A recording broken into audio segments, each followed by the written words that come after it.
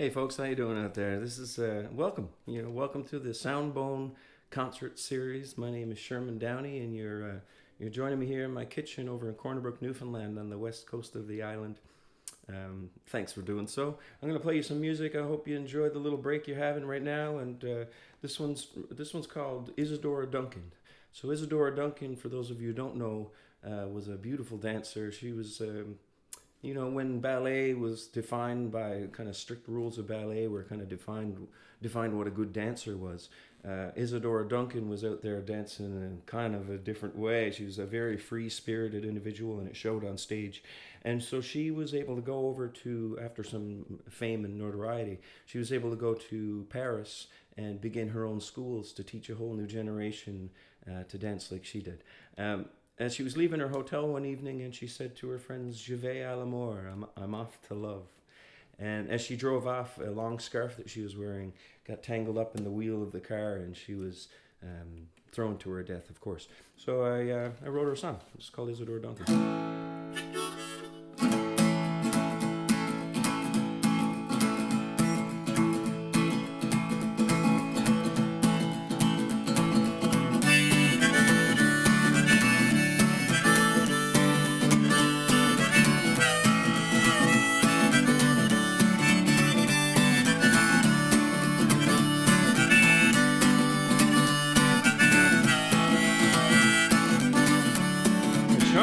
Shop in front, in the corner near the back, hangs a pretty little scarf, waiting for a neck.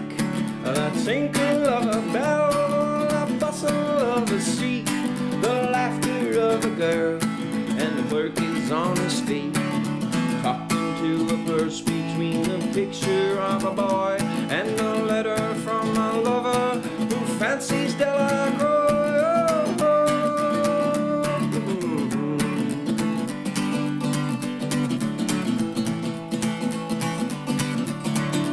Isadora Duncan, don't you wish you was a bumpkin? You're holding on to something, and you're so far from home.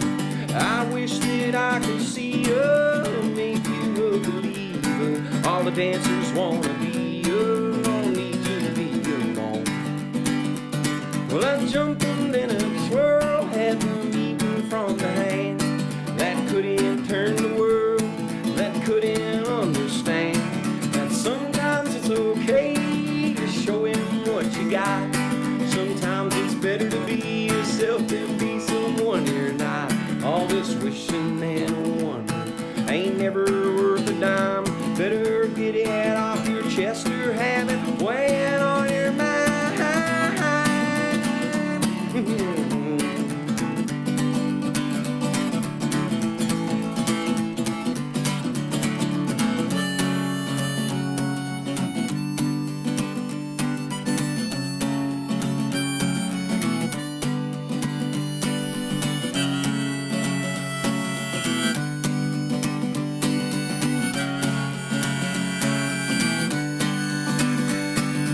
Isadora Duncan, don't you wish you was a bumpkin? You're holding on to something, and you're so far from home. I wish that I could see you and make you a believer. All the dancers wanna be you, don't need to be alone. Isadora Duncan, don't you wish you was a bumpkin? You're holding on to something, and you're so far from home. I wish that I could see you and make you a believer. All the dancers wanna be you, no need to be alone. Woo.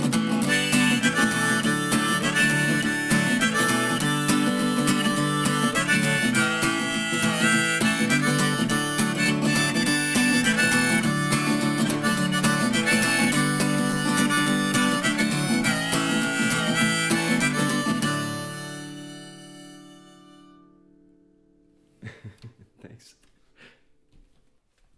So Long Goodbye was inspired kind of by from a conversation I had with a lady on the road. I was traveling from Newfoundland to BC for the first time by myself, and I'd done it with the band before, but that's the whole other thing, of course. And so I had stopped in for some gas and some road snacks or what have you, and got up to the counter and started chatting with the lady there. And when she realized what I was doing, she was really captivated by the idea of somebody actually taking the time to do it, you know. And so when I got my receipt, I jokingly said, "Hey, hop in the car, we'll go," you know. And she paused for a second, then we had a good laugh about it. But this was inspired by the pause. It's called The Long Goodbye.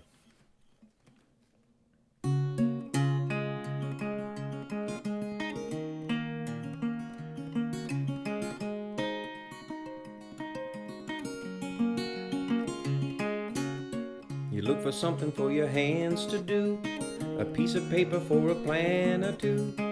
Paint a picture with the sky as blue as you feel. When you think about the day ahead and the things you'd like to do instead, you think until your eyes see red, you're tangled in a wheel. Oh, sweet lady, I hope I'll never see you again. Oh, sweet lady, I hope I'll never see you again. Ontario, I owe you money. Yes, I got your letter.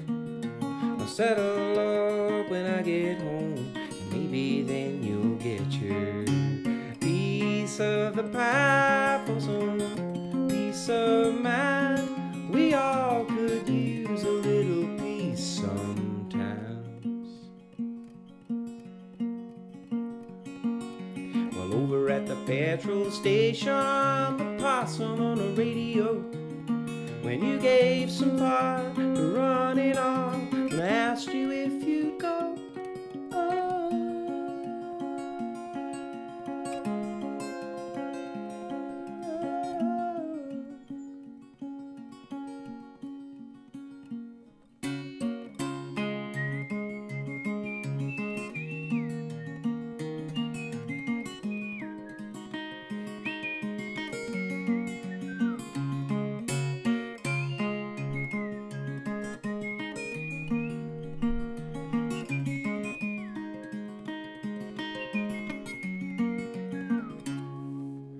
When you're turning out the lights and locking up to call it quits, if something gives and you don't know what it is or how it fits, remember at the petrol station, the possum on the radio, when you gave some thought to running off, when I asked you if you'd go.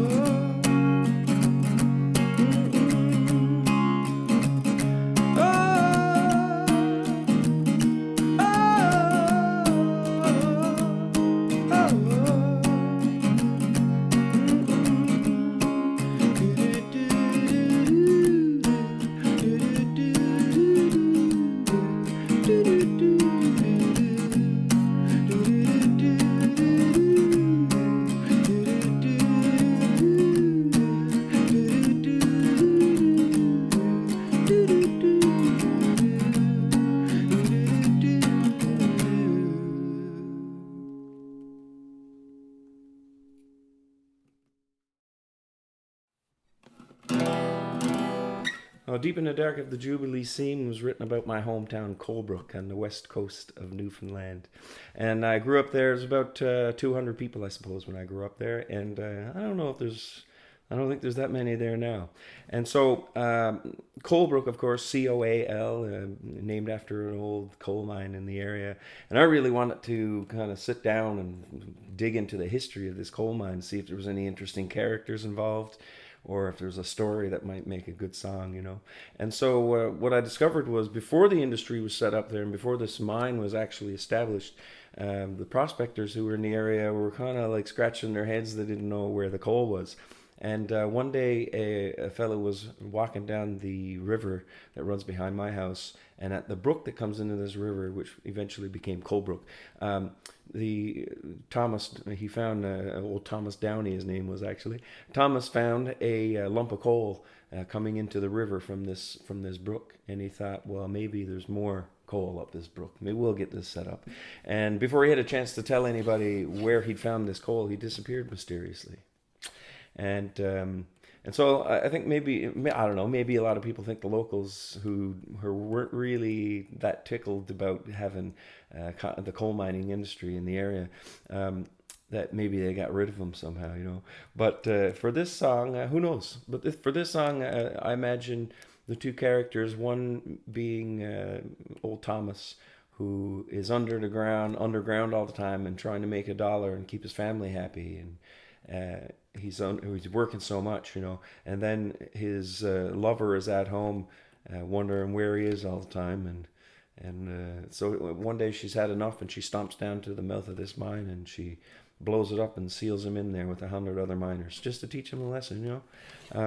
So this is called Deep in the Dark of the Jubilee Seam. I changed Thomas's name to Henry, please forgive me. Henry's a reoccurring character in my songs, I think. But anyway, this is called Deep in the Dark of the Jubilee Seam.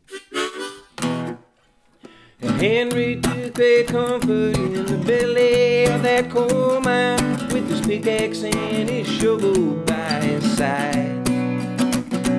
He hardly saw the sun, never spoke to anyone, but anyone could tell you he was only a man of flesh and bone.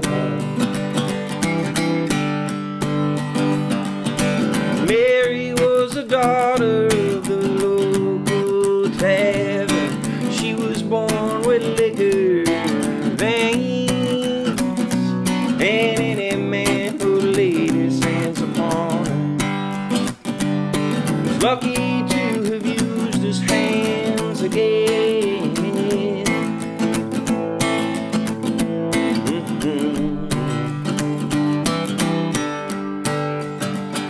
And in the middle of the night, deep in the dark, in the candlelight, you can feel the weight of it. There's no way of escaping it. In the middle of the night, deep in the dark, in the candlelight,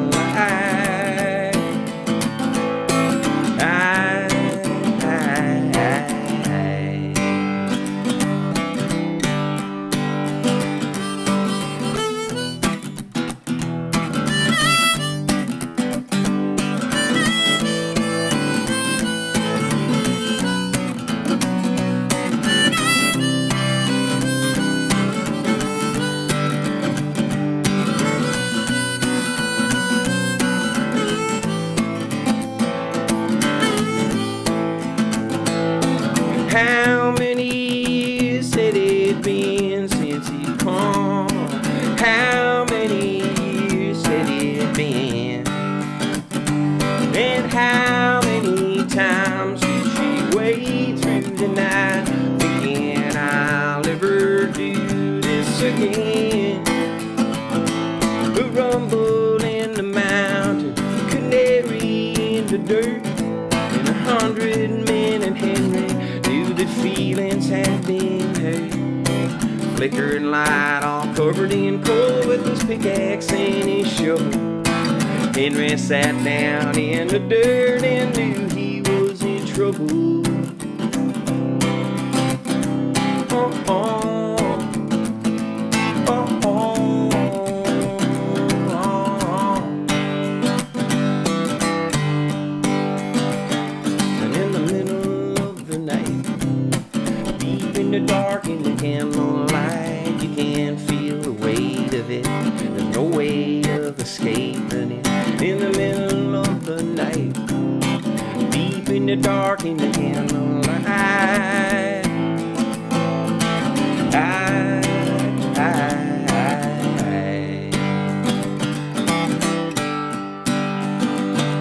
oh, oh, oh, oh,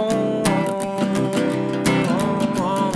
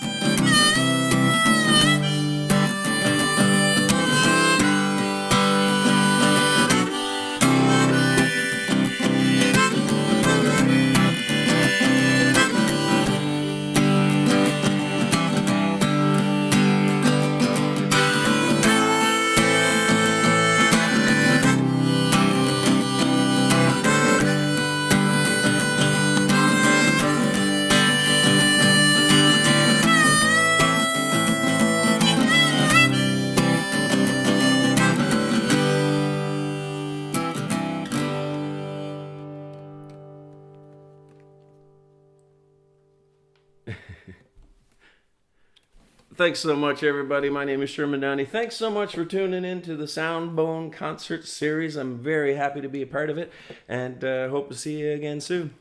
Bye-bye.